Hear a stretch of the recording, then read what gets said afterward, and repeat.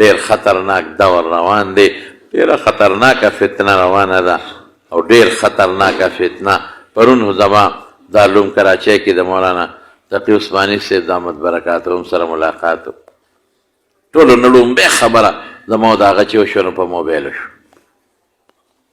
ټولو نه لومبۍ خبره لومبۍ چې څنګه کېناستو نو خلکو دا ټس ټوس په کیمرو تصویرونه فوټوان مې خدای خاطر وکړي، خدای ظالمانو 2 منټه خو پرېږدی که نه چې موږ څه خبرې اترې وکړو، څه مقصد له راغلي بار شي لږ اخوا شي، خو یقین کوه بیا هغه غوسه شو هغوی ته چې دا میلمه دی د خدای خاطر وکړي، لږه موخه ورکړې ورته. ټول بحث په موبایل روان.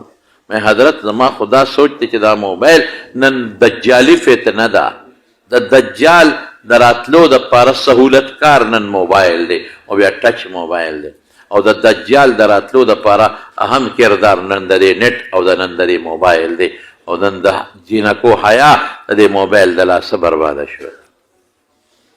نن د جینکو د سر نه لوپټې کوزې شوې، ختمې شوې. نن زمونږ ماشومانې لوڼه د حیا ډکې لوڼه د هغې ګردنې سټونه عمرې او سینې د موبایل د برکته دنیای عالم ته ښکاره شوې.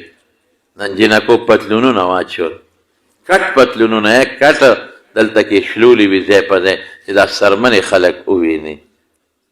های های دا د بیبي فاطمې په نقشه روانې دي، های های دا د بیبي عایشې په نقش قدم روانې دي.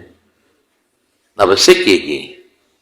زه حیران شم نه پوهېږي، ناپوهه دي دا ماشومانې. په خدای قسم چې رسول الله فرمایي علیه السلام د مسلم حدیث دی چې دا جینکۍ دا بربنډه چې ګرځي دوزخ به لومبې په دې غرغنډه کېږي. لا یجدن ریح الجنة وفي رواية رائحة الجنة وإن رائحتها لتوجد من مسيرة 500 عام. 500 سال په مزل د جنت خوشبو محسوسیږي او دی به د جنت خوشبو محسوس نه کړي. بربادې نه شوې، جنکۍ غرقې شوې، تباه شوې، بربادې شوې.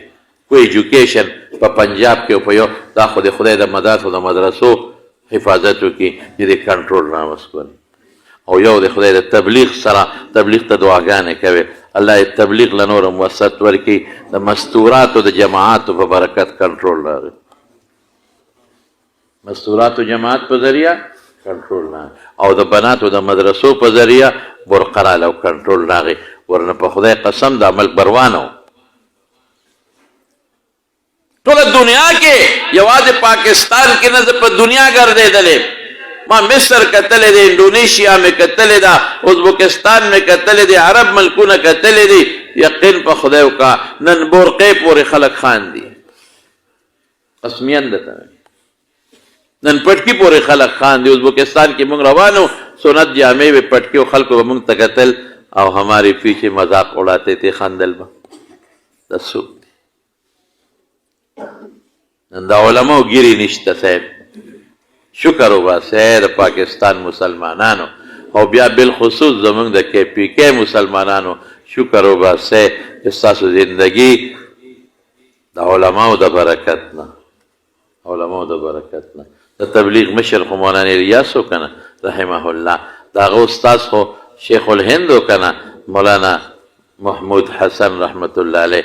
د علماو د برکت نه نن تاسو د حیا صادر کې پراته، د بناتو د مدرسې د برکت نه او د تبلیغ د برکت نه او د علماو د بیاناتو د برکت نه نن تاسو باندې او تاسو په لونو د حیا صادر پروت دی.